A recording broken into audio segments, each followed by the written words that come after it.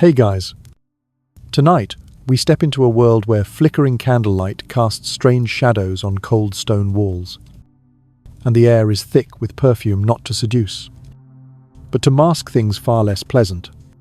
This is not Elizabeth I in glorious portraits or fiery speeches.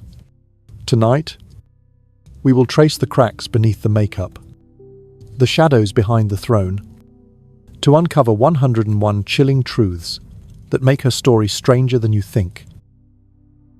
And a gentle warning: you might not survive this journey once you've heard it all. So, before you get comfortable, take a moment to like the video and subscribe, but only if you genuinely enjoy what I do here. In the meantime, leave a comment to let me know where you're watching from and what time it is where you live. I always love seeing the night owl community spread across every time zone. Now, dim the lights, maybe turn on a fan for that soft background hum, and let's ease into tonight's journey together. Try to take a few slower steps in your imagination as the heavy wooden door of the Tudor palace gently opens, leading you into a more private space of Queen Elizabeth. No longer the radiant halls, no longer the solemn ceremonial music, but only a faint scent that is hard to name. Don't rush to think it's roses or lavender. In reality, many times that smell was quite frightening. A mixture of sweat, toxic lead powder, and the thick perfume used to mask everything not so pleasant. One official historical fact: in 16th century England, bathing was not common. People believed that soaking in water would open the pores and allow disease to enter easily. Therefore, both commoners and nobles avoided frequent bathing. Elizabeth, even as queen, was no exception. She was famous for the habit of bathing once a month, whether needed or not. That's right. Once a month you didn't miss here. Just imagine, if that schedule applied today, apartment elevators would probably become biological weapons. A strange little-known fact: Elizabeth was extremely fond of perfumes and scented powders. She had an entire collection of bottles containing fragrances imported from Italy, France, and even the distant Middle East. But instead of enhancing beauty, they were mainly to cover the smell of the body and clothes that were not washed often. Historians still debate how addicted the Queen really was to using fragrances. Some say she was almost always soaked in perfume, to the point that anyone entering her room was overwhelmed. Others claim these stories were exaggerated by enemies to tarnish her image. But honestly, if you've ever walked past a perfume shop where staff sprayed a dozen different scents at once, you'd understand a bit of what it was like to stand next to Elizabeth. You hear your wooden shoes clacking on the stone floor as you pass through her dressing room. Imagine the heavy dresses, layered upon layers, lined with coarse fabric inside to keep their shape. Washing, very rare. The Queen's gowns were often only surface cleaned, while the inner fabric could be worn again and again for months. One official account says the court had to maintain an entire team dedicated to sewing repairs and deodorizing with herbs instead of frequent washing. A little-known fact to keep gowns fresh: sometimes they stuffed whole bundles of dried lavender inside the layers. Historians still debate whether this was actually effective or just made the Queen resemble a giant to moving sachet. But think about it. At least it was better than sitting all day in heavy clothes with no breeze coming in. You pause for a moment, hearing a rustling like paper. In fact, it was the sound of fabric rubbing together from the linen undergarments Elizabeth wore beneath her gowns. They were not changed daily. One official fact: women at that time wore a type of smock made of linen to protect the skin from the outer gown. But many records show these undergarments were also rarely washed. A rarely mentioned detail to control odor. People sometimes sprinkled flower powder or even ash on the surface. Historians still debate whether that really helped, or just turned clothing into a kind of mini vacuum cleaner. Just imagine if today you sprinkled baking soda on your shirt instead of putting it in the washing machine. it would be similar. Continuing on, you step into the small chamber where the Queen usually took care of personal needs. Don't expect a convenient toilet like in a five-star hotel. One official historical fact, Elizabeth used a special chair called a close stool, basically a velvet-covered wooden chair, with a hole in the middle and a pot placed underneath. A strange fact, this chair was also covered in embroidered velvet, in true royal style, and there was always a servant assigned to clean it. Historians still debate whether the Queen used it daily or only on special occasions, since she often had to endure field conditions while traveling between palaces. But honestly, if you think modern smart toilets are the pinnacle, that velvet chair proves that since the 16th century, people already knew how to combine luxury with basic needs. A small joke for you: if today you buy a gaming chair and see the ad comfortable, sit for hours without fatigue.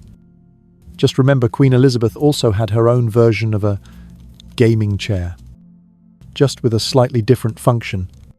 You notice a sharp, familiar smell in the air. It is the smell of tobacco. Elizabeth was famously addicted to chewing tobacco in crude form, imported from the New World.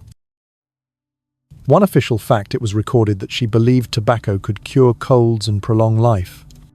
A strange fact, Elizabeth even fined a courtier for daring to doubt the effect of tobacco.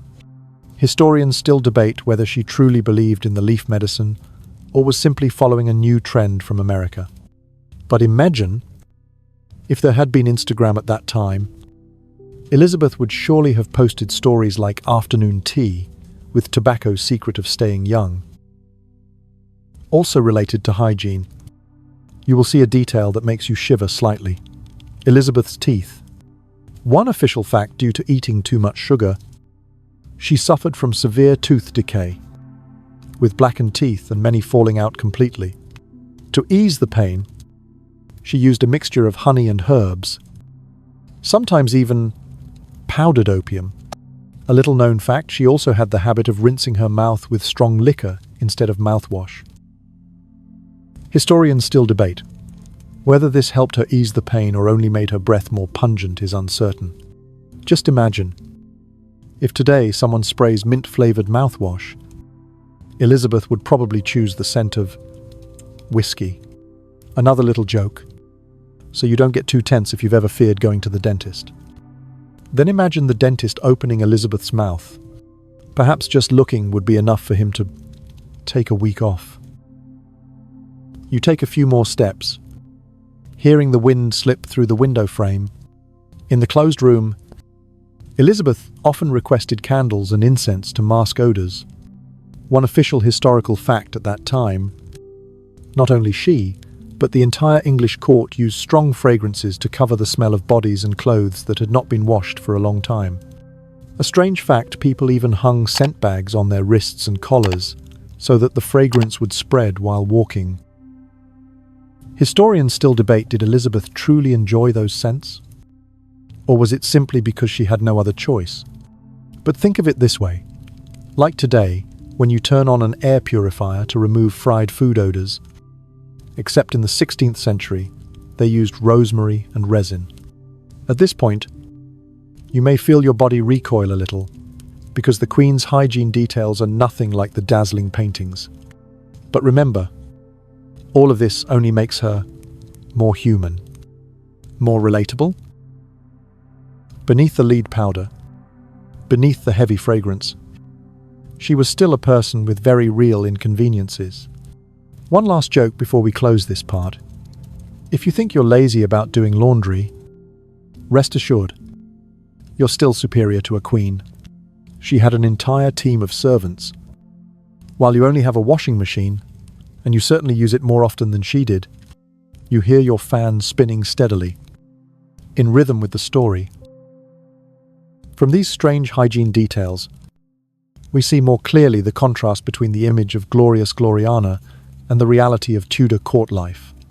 And it is this very contrast that made Elizabeth both revered, mysterious, and a little frightening to imagine the sense surrounding her.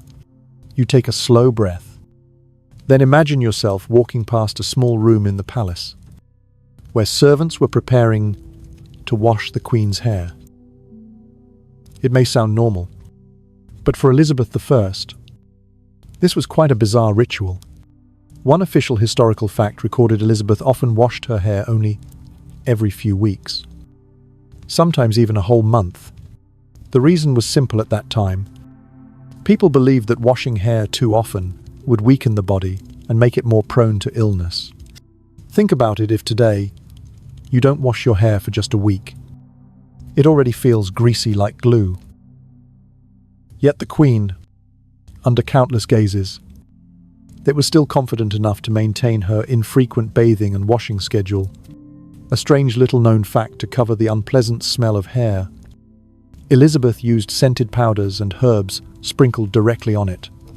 Servants would brush and brush until the hair looked fluffed and smelled more pleasant.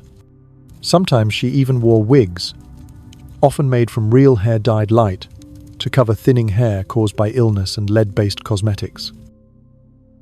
Historians still debate did she wash so little because she truly believed in the medical theories of her time, or simply because wigs allowed her not to worry much. But clearly, Elizabeth's hair was never the shiny flowing locks of films, but rather a kind of architecture built with powder, beeswax, and the patience of an entire team of maids. Imagine each time she washed, the water wasn't always clear. Sometimes it was boiled herbal water, the pungent smell of rosemary, leondra, mint rising up. Servants would massage the Queen's scalp, but instead of the refreshing feeling you get after leaving a spa, Elizabeth endured the freezing cold because hair dried so slowly in damp stone rooms. No hair dryers, no super-absorbent towels, only the fireplace and time. A light joke if you've ever complained that a hairdryer is too noisy. Remember, Elizabeth might have had to sit for hours, shivering by the fire just to get her hair half dry. Put in modern terms, that was the Tudor salon experience, where the dry and style combo took up an entire afternoon. You see, for the Queen, washing hair was not just a matter of hygiene, but also of politics and image. Another official fact recorded during grand ceremonies: Elizabeth often wore massive wigs, nearly half a meter tall, decorated with pearls and glitter. But beneath them, her real hair was thin, prematurely grey, and balding in places due to chemicals. A strange fact: there was a rumour that she used a hair rinse made from a mixture of beer and egg yolk to make her hair thicker. Historians still debate whether this was true or simply a tale made up to mock her. But think about it. If today someone posted a beer hair mask recipe on TikTok, it might very well become a trend. So, don't let the dazzling portraits fool you. Behind that shining crown, Elizabeth also struggled with thinning hair, rare washes, and the smell of powder covering everything. And it is precisely those small, seemingly trivial details that make her story both relatable and a little chilling. Try sitting a little closer, letting the golden candlelight fall on Elizabeth's face. The first thing you see is not her real hair because, to be honest, by the time she had reigned for several decades, Elizabeth hardly had much real hair left to show. One official historical fact says that from around the 1582 onward, the Queen frequently appeared in public with elaborate wigs. This was not only a cosmetic solution, but also a political message when the body began to wither. The image of power had to be maintained at all costs, and wigs became Elizabeth's second crown. A strange little-known fact: some of her wigs stood nearly half a meter tall, weighing several kilos, dyed a fiery red and decorated with pearls, feathers, even strands of metallic tinsel. Servants spent hours attaching them to her head, fixing them with pins and beeswax. Historians still debate, did Elizabeth truly enjoy this architectural style? Or did she endure it just to preserve the image of a goddess in the eyes of her people?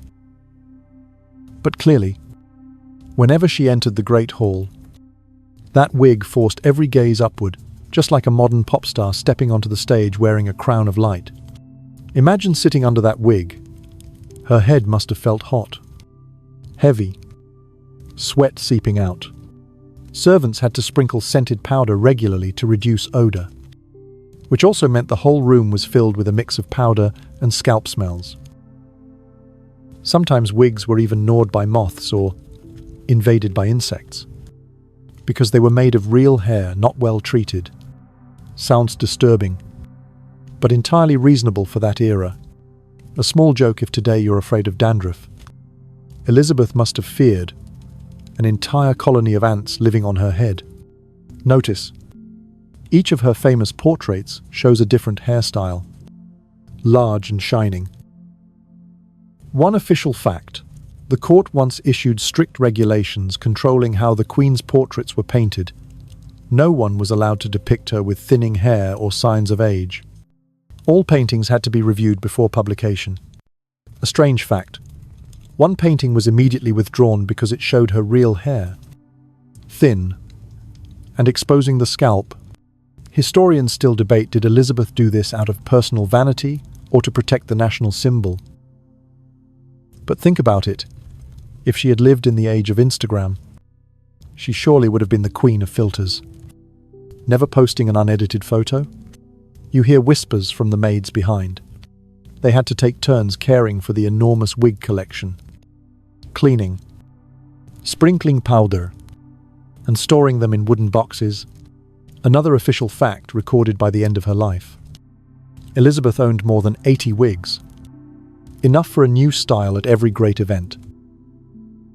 A little-known fact: once she even had a special wig made just for a masquerade ball, styled straight up like a tower. Historians still debate, was this her own idea, or just a court joke that got exaggerated? But just imagining it is enough to make you smile, an old queen still playful, like a rock star who refuses to grow old. A second gentle joke if you've ever felt miserable wearing a helmet all day.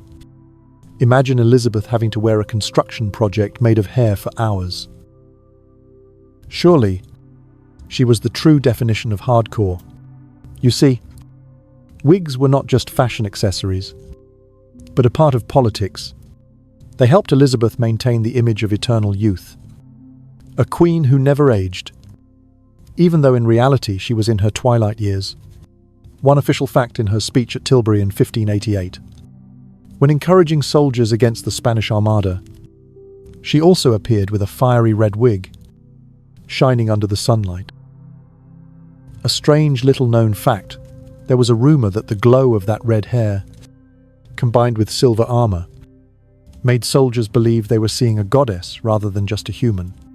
Historians still debate, was that truly the impression, or just a romanticized tale told later? But think about it, sometimes an image alone is enough to lift the spirit of an entire army. You breathe slowly, feeling the story flow like waves. From the disturbing details of rare hair washes to the wigs heavy as stone, you begin to see Elizabeth not only as a legendary queen, but also as a woman deeply obsessed with image. And it was precisely that obsession that made her a legend.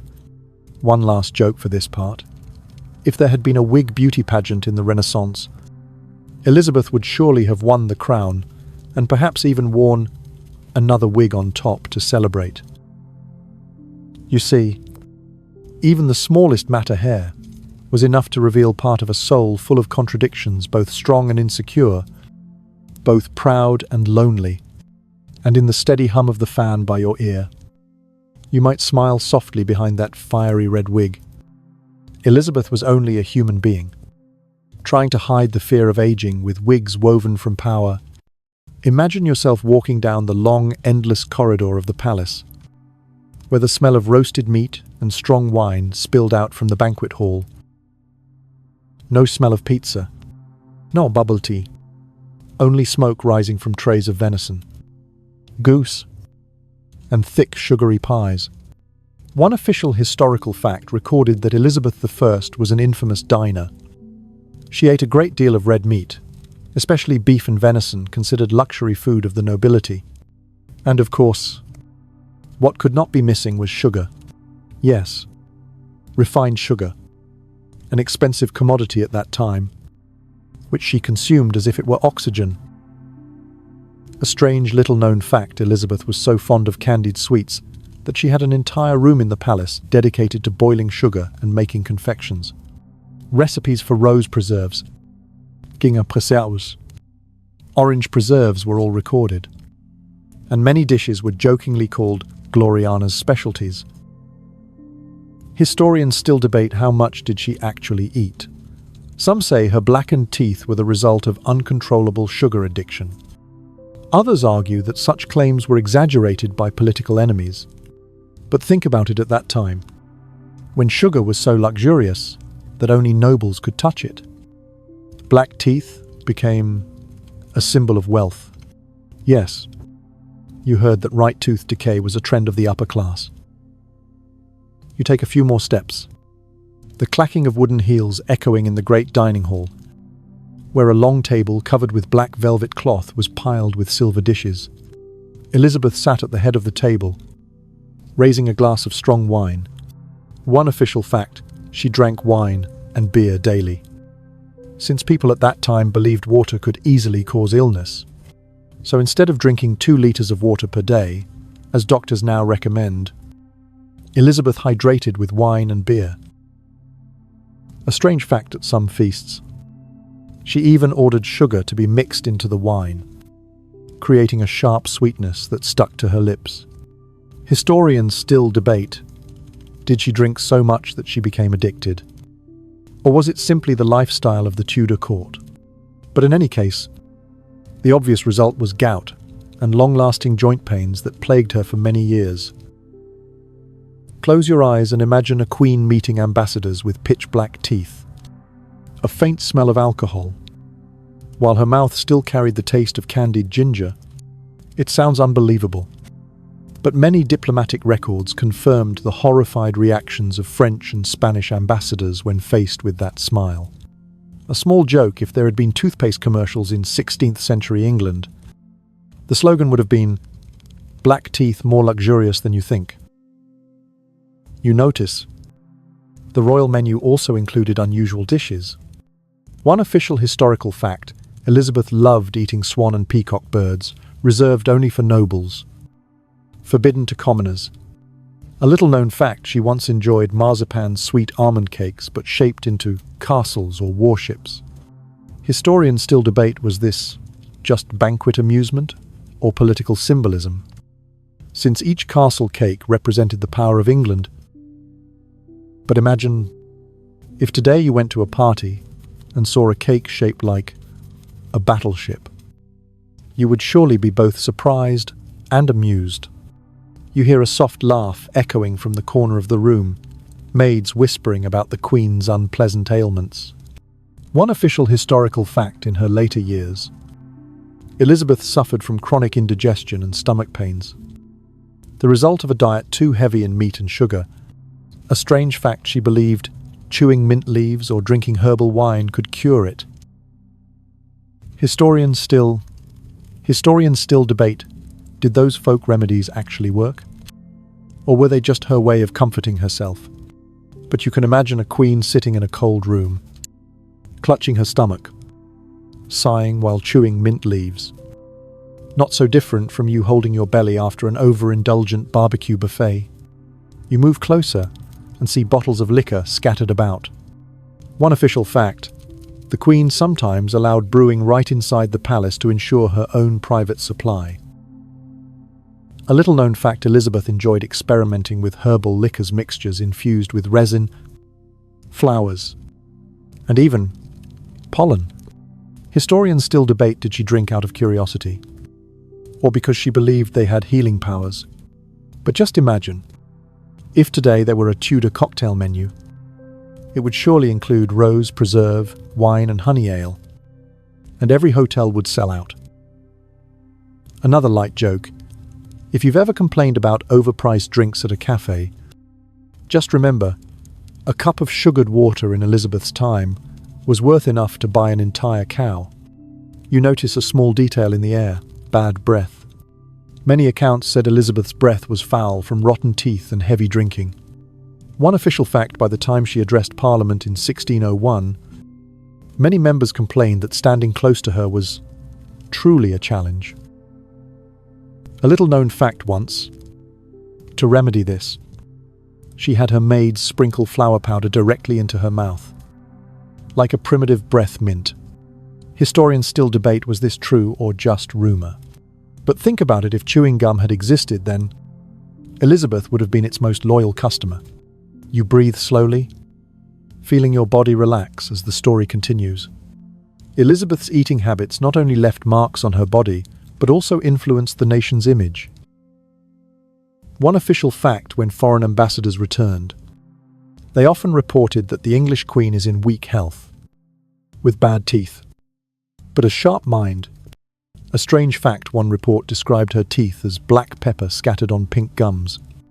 Historians still debate, were they being truthful or deliberately defaming her to undermine her authority? But you can see clearly, no matter her teeth, she still reigned for 45 years and kept England from collapse. Truly, the brain mattered more than the smile. One last joke for this part: if you've ever worried that your smile isn't perfect, just remember, a queen with pitch-black teeth still made all of Europe bow down. You see, from the heavy wigs to the sugar and wine-filled banquets, Elizabeth lived in a whirl of vanity and eccentric habits. But it was precisely those seemingly disturbing things that made her more relatable and memorable. In the gentle darkness of the room where you lie, the steady hum of the fan seems to whisper even the most powerful people have trivial habits. Sometimes not so different from you, after a late-night feast. And as you pull your blanket up a little higher, you might smile because compared to the Queen, at least you still have a toothbrush, a washing machine, and a regular hair washing schedule. That already makes you grander than she was. You hear the wind whistling softly through the windows of the Tudor palace. And in that dim light, there is a scene that seems to step out of a fantasy film: Elizabeth I, sitting upright, her eyes glowing in the candlelight, before her astrological books and a transparent crystal ball. If wigs and lead powder were the outer mask, then astrology was the magic mirror, reflecting the Queen's anxious mind. One official historical fact says that Elizabeth particularly trusted John Dee, the famous astrologer and magician of England at the time. He was not only a mathematician, a navigator, but also someone often invited to court to determine auspicious days for important decisions. Imagine a powerful queen, holding the fate of a nation in her hands, yet before announcing policies wanted to check her horoscope. Truly the 16th century version of checking the zodiac. A strange little-known fact: John Dee even claimed he could speak with angels through the crystal ball and mysterious character boards called Enochian. He would record those whispers and present them to Elizabeth. Some records say the Queen listened attentively, as if reading a secret intelligence report. Historians still debate, did Elizabeth truly believe absolutely? Or did she cleverly use astrology as a political tool to reassure her subjects? But imagine, if today a head of state openly said they made decisions based on messages from angels, Twitter would surely explode. You step closer and see candlelight reflected in Elizabeth's eyes as she listened to the predictions. One official fact: in the year 1558, when she first ascended the throne, Elizabeth's coronation date was chosen by John Dee, according to astrology. He believed the alignment of planets that day would bring luck to the Queen. And indeed, from that day, Elizabeth's reign lasted 45 years, one of the most stable periods in English history. A strange fact: John Dee even drew a star chart to predict the outcome of the war with Spain in the year 1588. He declared heaven will stand with the Queen. Historians still debate, was the Armada victory due to strategy and weather, or the stars guiding the way? But think about it sometimes. Faith itself is a weapon of the spirit. You hear the faint rustle of paper. That was Dee's notes, filled with strange, cipher-like characters. A little-known fact, he once coded the Queen with the symbol 007, which can be seen as the original James Bond, not to imply a spy, but to encode in secret correspondence. Historians still debate, was this merely Dee's wordplay, or truly a way to secure Elizabeth's diplomatic secrets? But thinking of Elizabeth as perhaps the first Bond girl in history, you can't help but laugh. A little joke: if Elizabeth were alive today, surely she would have her own personal astrology app, opening it every morning to check whether Mercury retrograde was a good time to sign treaties. You see, astrology for Elizabeth was both belief and tool. Another official fact: many major diplomatic decisions, even the execution of Mary Stuart, was said to have been guided by prophetic advice. A strange fact: some documents claimed she often carried silver amulets engraved with mystical symbols to ward off assassination plots. Historians still debate, was Elizabeth truly superstitious, or simply wanting her enemies to fear that she was protected by heaven? But think about it, in a world full of conspiracies, trusting in some star was not such a bad thing. Another joke for you: if you've ever felt nervous before an exam and prayed for good luck, then remember Elizabeth also once sought luck before deciding on war. You take a slow breath, then release it. The story drifts like the night wind, leading you to another side of Elizabeth, a queen who not only wielded swords and politics, but also believed in things beyond sight. The stars, the angels, the prophecies all contributed to the making of the legendary Gloriana. And as you lie down and close your eyes, you too can imagine the starry sky above you, as if Elizabeth were looking up with you, seeking answers in the endless void. You take another slow breath, and let me lead you into another corridor of the Tudor palace, not the bright halls of state, not the dry royal documents, but only whispers, glances, and stories never written in official chronicles. This is where Elizabeth I's private life begins to unfold, full of mystery, contradictions, and no less, drama. Imagine Elizabeth, the Virgin Queen, the woman praised as a lifelong virgin. But would you believe it? Around her was a forest of romantic rumors, where every step left ripples of gossip across Europe. One official historical fact says Elizabeth never married, despite dozens of proposals from courts all over Europe. But beneath that velvet gown, she was also a flesh and blood human being, with emotions, desire, and complex personal relationships. The first name you hear is surely Robert Dudley, the Earl of Leicester. They knew each other from youth, when both were still young and passionate. A strange little-known fact: in the year 1560, Dudley's wife, Amy Robsart, died in a mysterious fall down the stairs. From then on, rumors spread that Elizabeth and Dudley had a romantic relationship. Even linked to that death, historians still debate, was it true love, or just a political alliance dressed up as romance? Some believe Elizabeth loved Dudley deeply, but could never make it public as it would ruin her reputation. Others say it was all just court drama, a fabrication to smear the Queen. But think about it: if Netflix had existed in the 16th century, the Elizabeth-Dudley romance would have topped the trending chart. You hear the faint echo of footsteps in the corridor and see the image of the two walking side by side in the palace garden, exchanging glances that all of Europe watched at the time. A small joke: if paparazzi had existed then, Elizabeth and Dudley would have owned every magazine cover. But Dudley was not the only one. One official fact: Elizabeth was also rumoured to have had a special fondness for Walter Raleigh, the famous explorer who brought potatoes and tobacco from the New World to England. They often exchanged letters filled with innuendo. A strange fact: one of Raleigh's letters compared the Queen to the sun goddess, while he was the pilgrim seeking her light. Historians still debate, was this genuine affection, or just a strategy to win favour from the Queen? But clearly, Elizabeth always kept Raleigh close until he dared to secretly marry one of her maids. which so enraged her that she threw them both into prison. You see, in the court, affection was not just about the heart, but also a chess game of power. Another light joke: if you've ever been left on, seen by your lover, then Raleigh had it worse. He was blocked in real life. With a prison cell, you sit closer, listening to the whispers in the dark. There were rumours that Elizabeth also had feelings for Francis Drake, the naval admiral who once circumnavigated the world. One official historical fact: she once personally went to Deptford and knighted Drake right on the deck of his ship. That image spread across Europe, sparking whispers that there was more between them than just queen and subject. A strange fact: some said Elizabeth gave Drake a secret ring as a private token.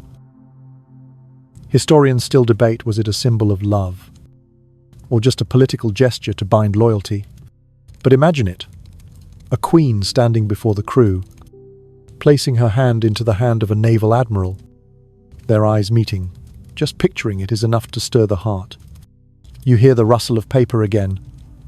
Elizabeth's correspondence with many European princes. One official fact: she nearly married the King of Sweden, the Prince of France, and even the King of Spain. But each time, Elizabeth cleverly delayed, prolonged negotiations, then refused. A strange fact: once she told an ambassador that she was considering marrying the French king, only to announce the next day before her court that she was already married to England. Historians still debate, did she truly want to remain unmarried? Or did she simply use marriage as a diplomatic card? But clearly, Elizabeth turned her heart into a political battlefield where every suitor became a pawn in the game of power.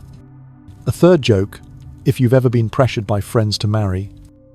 Remember, Elizabeth was pushed by Parliament and half of Europe, yet she still left them all unseen. You breathe more slowly, letting each detail sink in. Elizabeth's private life, strangely, was both filled with rumours and empty with loneliness. One official fact: in her later years, she often suffered from insomnia, sitting for hours in a room, lit only by oil lamps. A little-known fact: she had the habit of twisting her fingers until they bled when deep in thought, as a form of self-soothing. Historians still debate, was this a sign of mental illness, or just the consequence of isolation? But you can imagine a woman holding the fate of a nation, yet at night, only the wind through the curtains for company. Not so different from you sitting alone in a dark room, listening to the hum of your fan. You notice that Elizabeth's ladies-in-waiting were not free from this cycle either. One official fact: any maid who secretly married without her permission was punished. A strange fact: once Elizabeth slapped a maid across the face for secretly loving a courtier. Historians still debate, was this personal jealousy, or simply a way to maintain control? But imagine it: living unmarried, childless, surrounded by young couples. Elizabeth must have felt both envious and bitter. You take a long breath, as though listening to a slow melody. Elizabeth, a woman, the most powerful in Europe, yet in private life. She lived as a prisoner of her own throne. Her relationships, whether real or rumour, were tangled with blood, tears, and politics. And in this quiet night, as you listen to the story, you can clearly see the paradox: a queen celebrated as the Virgin Queen, yet a private life that was a series of half-true, half-false romances. A woman with infinite power in her hands, yet so lonely she sought companionship in the stars, in horoscopes, and in wigs to hide her age. You close your eyes, imagining Elizabeth before a mirror, her face caked in white lead powder, her lips trembling, yet her eyes still burning, as if to say, I may not belong to anyone, but the whole world will remember me. Relax your shoulders a little. Let the hum of your fan blend with this slow narration. We have walked with Elizabeth through unfinished loves, half-true, half-false rumours, And now, I will take you to the final part of the journey, where a queen once feared by all of Europe had to face unending loneliness, fear of the dark, and the true image of herself. These were the final years of Elizabeth I, the years when the glory had cracked and the heart was left only with scars. Imagine a wide room, walls yellowed with time, red velvet curtains drawn, but so silent you could hear the wood creaking in the night. Elizabeth sat there, not lying, not leaning, only sitting motionless on cushions for many days. One official historical fact: in the final months before her death in the year 1603, she refused to lie down on her bed. She believed that if she lay down, she would never rise again.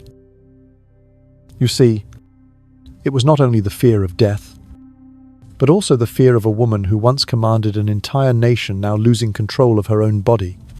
A strange little-known fact: she demanded all mirrors be removed from her room. Elizabeth did not want to see her aged face, darkened by lead poisoning, her thinning real hair, and her nearly toothless mouth.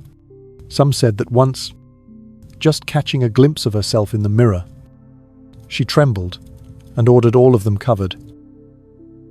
Historians still debate, was this true, or just literary embellishment after her death?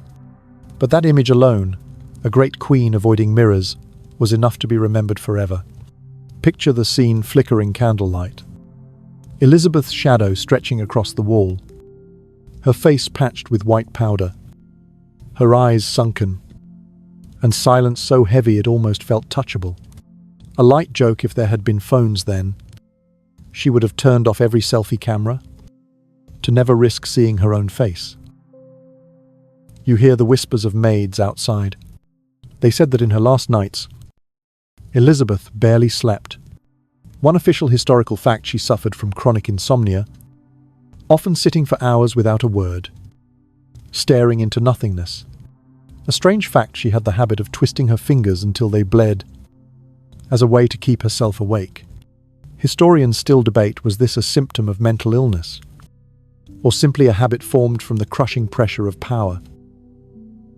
But you can imagine a woman who once ruled a kingdom, now only clawing at her own hands to escape emptiness. You ease your breath, as though listening to every whisper of wind seeping through the door cracks.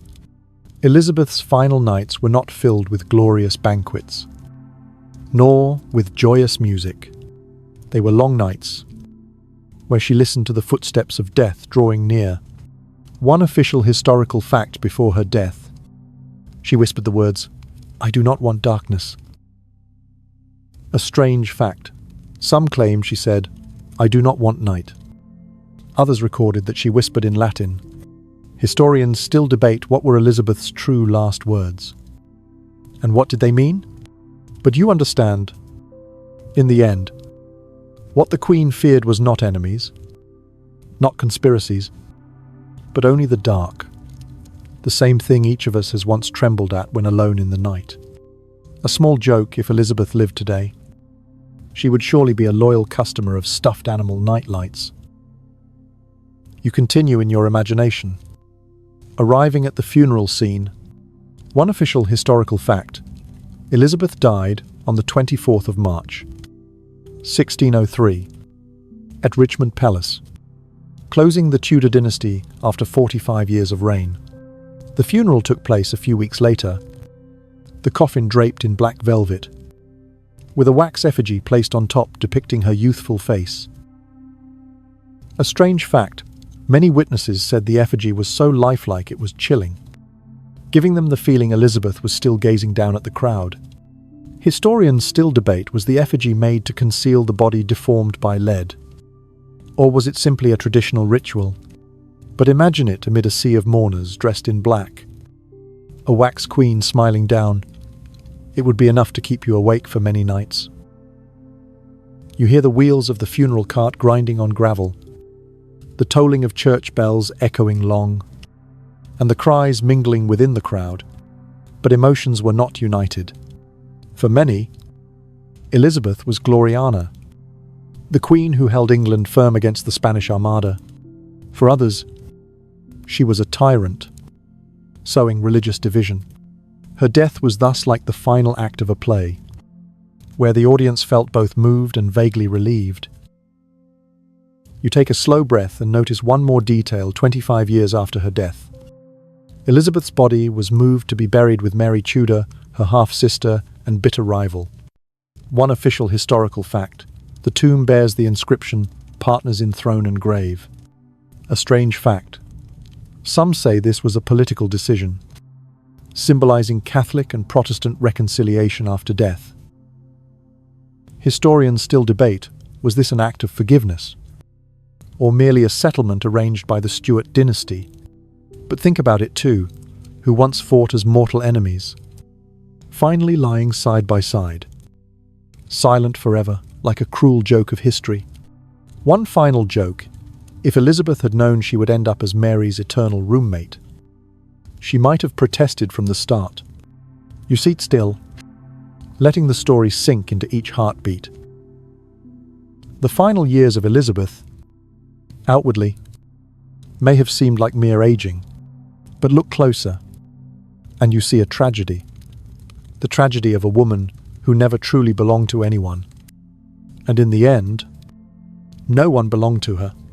Her whole life was tied to the image of the Virgin Queen, but that virginity was perhaps not only a political choice, but also an invisible prison, locking her in loneliness until her last moment. And you, lying in the gentle darkness of your room, can smile in relief.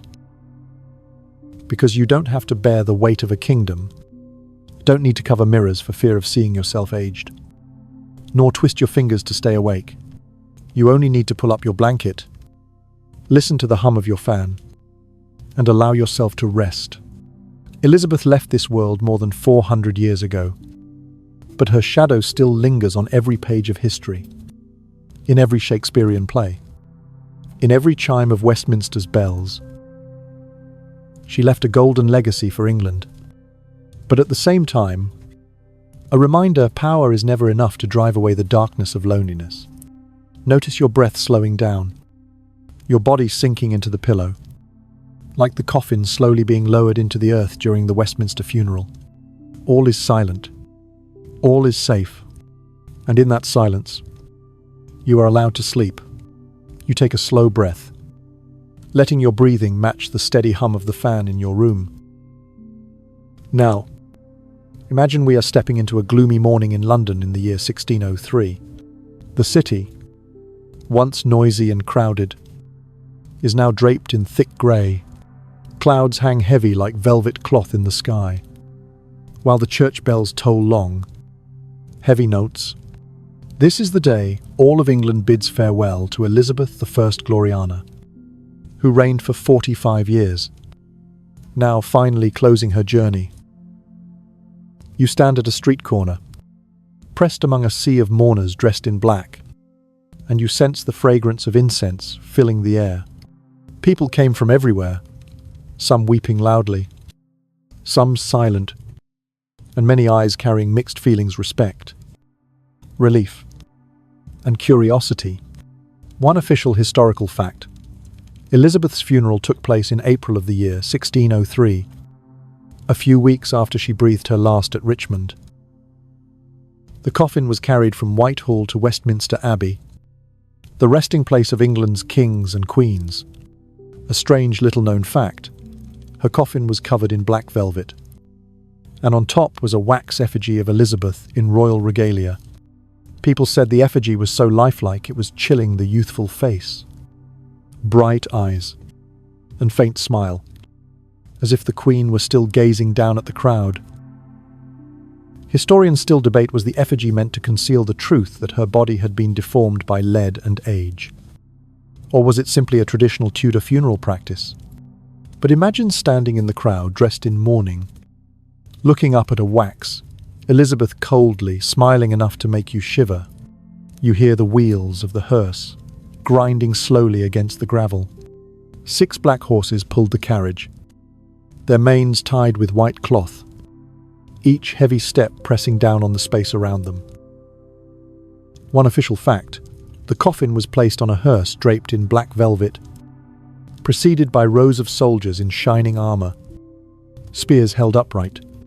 Along the route, processions of clergy in black vestments walked, each carrying a burning candle.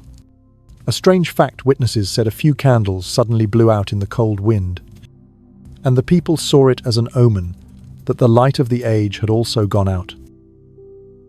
Historians still debate, was it simply the weather by chance, or a detail added later for symbolism? You hear the cries from the crowd, but if you listen closely, those emotions are not the same. Some wept truly, for in their eyes, Elizabeth was the saviour who held England firm against the Spanish Armada. But others stood silently, remembering the executions, the harsh crackdowns on rivals.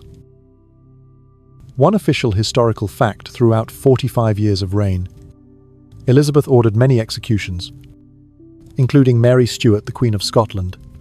A little-known fact: on the day of the funeral, some whispered that Mary's ghost must surely be there to welcome Elizabeth.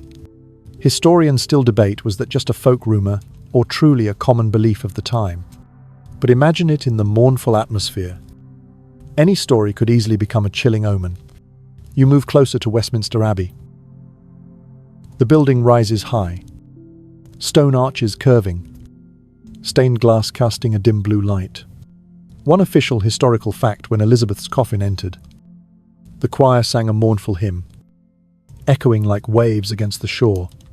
A strange fact: some witnesses said that as the coffin was lowered, a faint ray of light passed through the stained glass, shining directly on the wax effigy's face, making it glow for a moment. Many took it as a sign that the Queen would forever watch over England. Historians still debate, was that truly light from heaven, or merely the chance of April sunlight? But imagine standing in a cold church, suddenly seeing the effigy's face glow.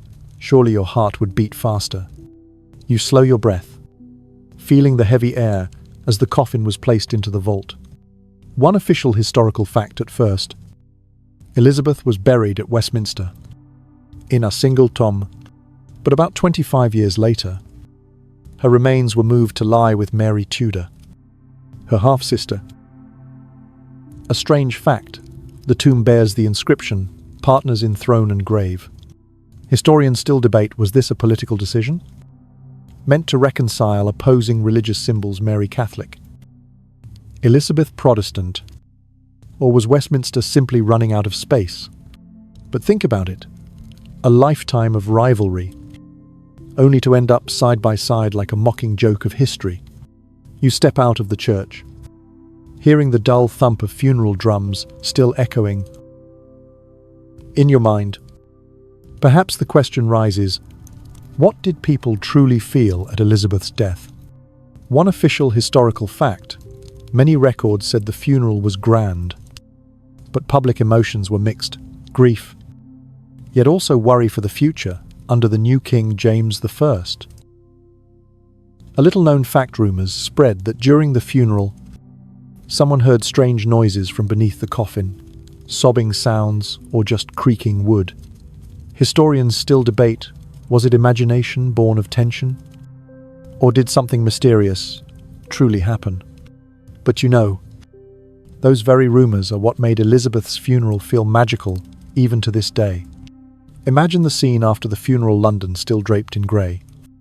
But in every heart, an era had ended.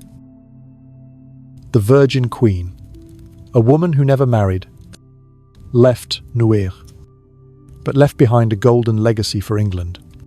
And now, she lay deep in Westminster, silent, while the world above kept turning. A small joke to ease your breath: if Elizabeth knew people later claimed she wept in her coffin, she would surely sternly declare, "At least I knew how to make sure I was never forgotten."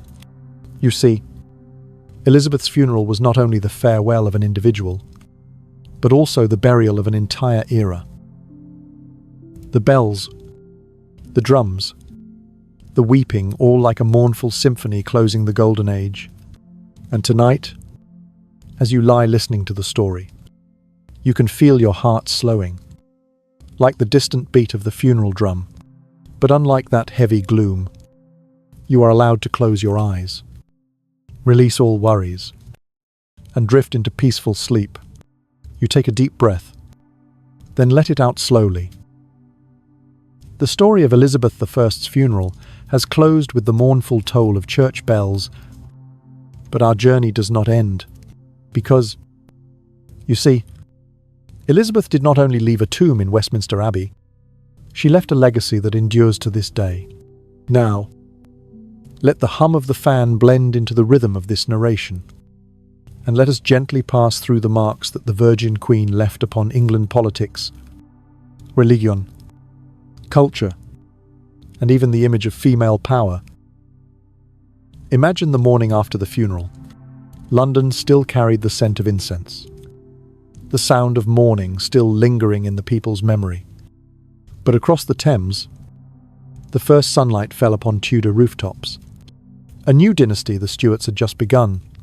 Yet beneath the mist, Elizabeth's name remained on everyone's lips. One official historical fact: she reigned 45 years, from 1558 to 1603, guiding England away from the threat of religious civil war, holding the throne against mighty powers like Spain, and opening the Elizabethan era, the Golden Age. A strange, little-known fact: many people believed her death marked the end of an age of light. They even called her the Sun of England. Historians still debate was that truly devotion or poetic language added later to glorify the past. But think about it, a single woman, unmarried, childless, husbandless, yet leaving a mark so profound that an entire nation named an era after her. That alone speaks volumes of her legacy. You walk further, hearing the bells of Westminster still echo. Let's begin with politics. Elizabeth left England a rare stability.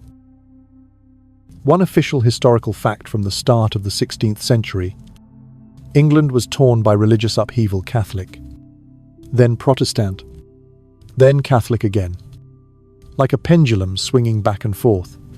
But Elizabeth, through her via media, the middle way held the balance. A strange fact: she still maintained many Catholic rituals in her private chapel, though she publicly stood with the Protestants. Historians still debate: did she truly believe in one faith, or simply treat it as a tool of rule? But the result was clear. For nearly half a century, England avoided a major religious civil war. Doesn't it feel familiar? Like choosing less sugar, milk, tea, so the whole group is satisfied, instead of full sugar that would spark a revolt from the diet-conscious. A light joke: if Elizabeth lived today, she would probably run a course called The Art of Tightrope, walking how to survive between two fighting sides. You lift your head and see the flag flying in the wind. The second legacy Elizabeth left was territorial unity. One official historical fact: when she died, the crown passed to James VI of Scotland, the son of Mary Stuart, her one-time enemy. The result was that England and Scotland, for the first time, shared the same monarch, paving the way for their union into the kingdom. The union that followed.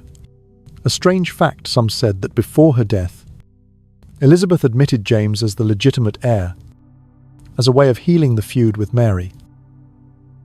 Historians still debate: did she truly choose James, or was it simply because no one else was suitable? But think about it: if not for that smooth transition, perhaps today there would be no United Kingdom as we know it. You step into another room in the imagined palace, one filled with books, scripts, and poetry. This is the third legacy: culture and art. One official historical fact: Elizabeth's time was the flourishing era of Shakespeare, Christopher Marlowe, Edmund Spenser, making London the new cultural centre of Europe. A strange little-known fact: Elizabeth loved watching plays, but she often invited acting troupes to perform in the palace, so she would not have to mingle with the common crowd. Historians still debate: did she truly love art, or merely use it to embellish her image as an enlightened queen? But think about it without her patronage. Shakespeare might have remained just a minor name in the local theatre.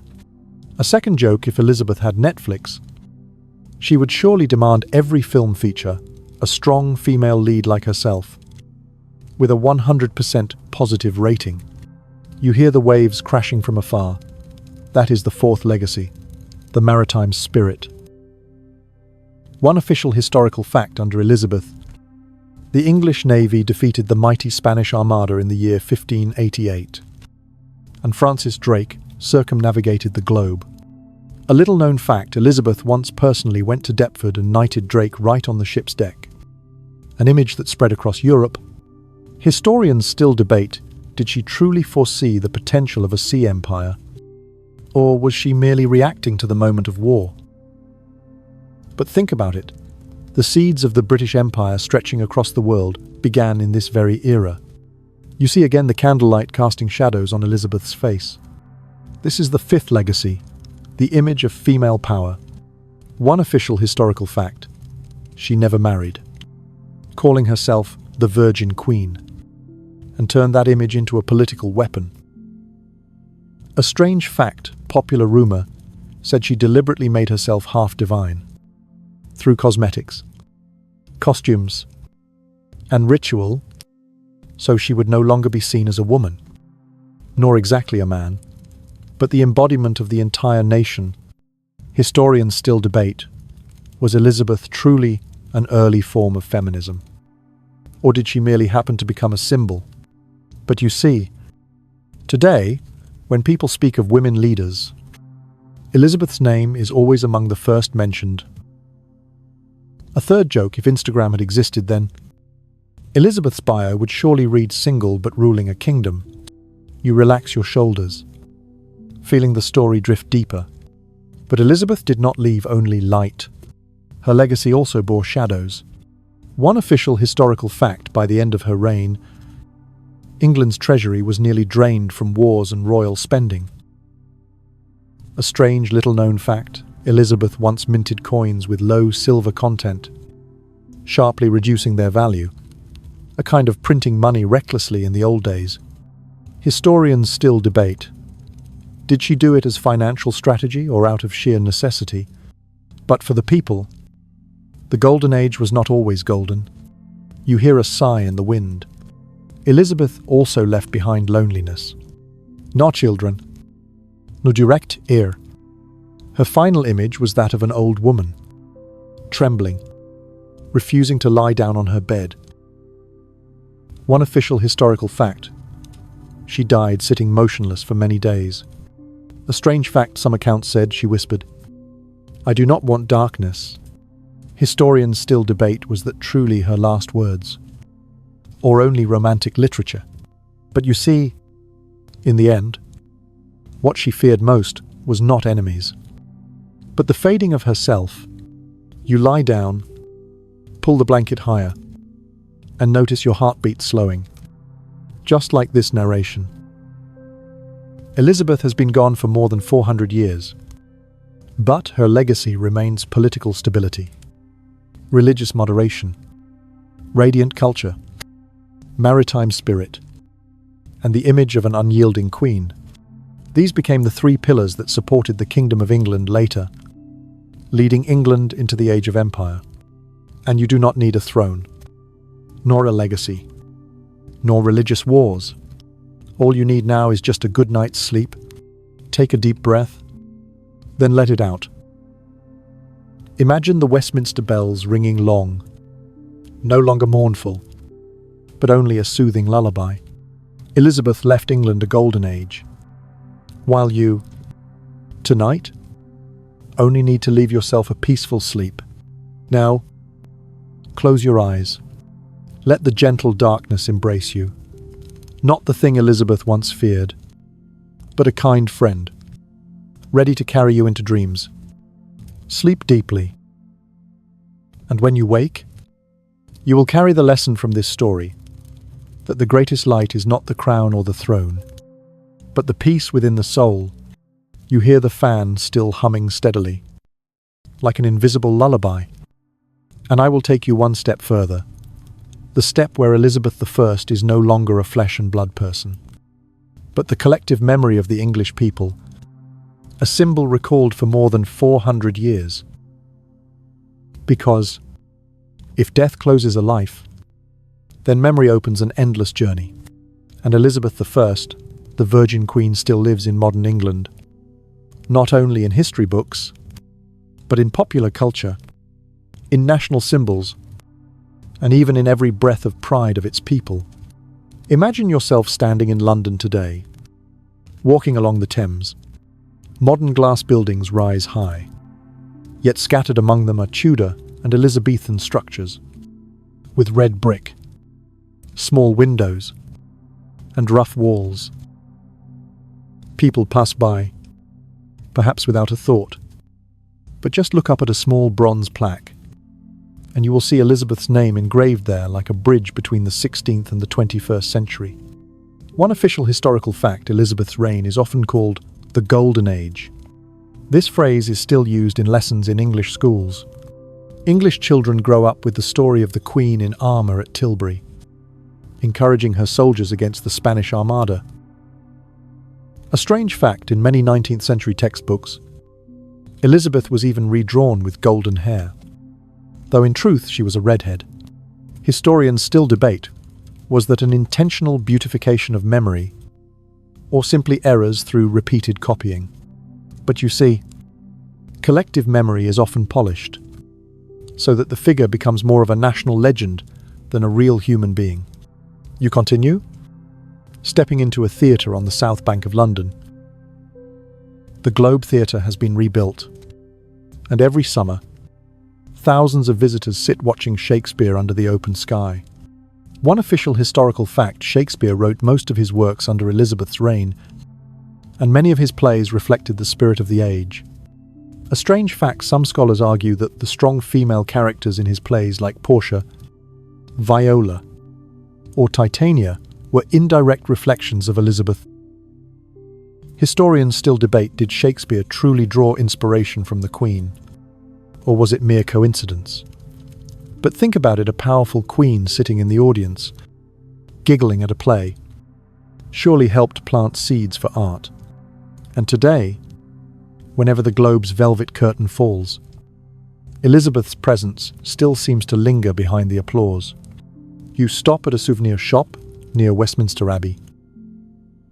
On the shelves are postcards and figurines, a bloated Henry VIII, a stately Victoria, and in the middle, Elizabeth I in a splendid gown, holding orb and scepter. One official historical fact: statues of Elizabeth stand in many places, from Hatfield Square to outside great libraries. A little-known fact: in the town of Colchester, there is even a pub called the Queen Elizabeth, with her portraits hung all over. Historians still debate, do modern people remember her more as a serious historical figure, or as a commercial tourist icon? But you know, memory is always packaged, sometimes as beer, sometimes as statues, but it remains, never vanishing. You step into Westminster Abbey, where her eternal rest still lies. Tourists crowd around the tomb inscribed Elizabeth Regina. One official historical fact: the tomb bears the inscription, "Partners in throne and grave," shared with Mary Tudor. A strange fact: guides here often tell visitors that the two sisters have now reconciled. Historians still debate, was this truly historical truth, or just a romantic way to appeal to tourists? But imagine it standing in that solemn space, hearing footsteps echo on the cold stone floor. You realize something uncanny. Elizabeth's memory lives not only in books, but in the very air, seeping into every stone. A small joke to ease your breath: if Elizabeth knew she had become a favorite check-in spot for tourists, she would surely demand a copyright fee. You pass by a history classroom in modern England. The teacher tells of Tilbury, of the Armada, of Shakespeare, and the students' eyes light up. One official historical fact: the English Department of Education still includes Elizabeth I in the national curriculum, the mandatory history program. A little-known fact in a 20th century survey: many students chose Elizabeth I as the most admirable leader in English history, surpassing even Churchill and Victoria. Historians still debate, does this admiration stem from true history, or from how schools and popular culture have shaped Elizabeth into a super queen? But you see, collective memory is shaped not only by events, but by the way stories are told. You turn into a small cafe, where a few students are discussing feminism. Elizabeth appears once more. One official historical fact: she is considered one of the most powerful women in Western history.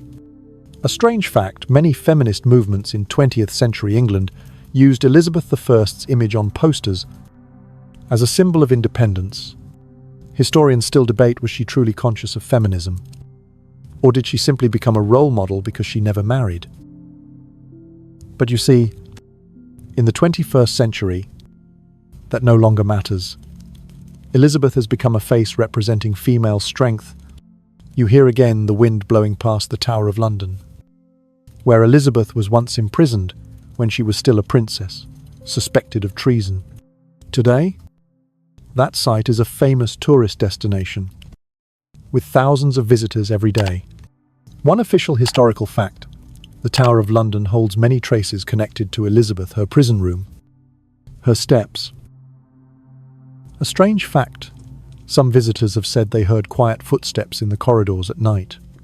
Historians still debate, was it only a psychological effect born from historical memory? Or was there truly Elizabeth's spirit lingering? But you can smile. Her memory has turned into a ghost, not in a frightening sense, but as history whispering to the present.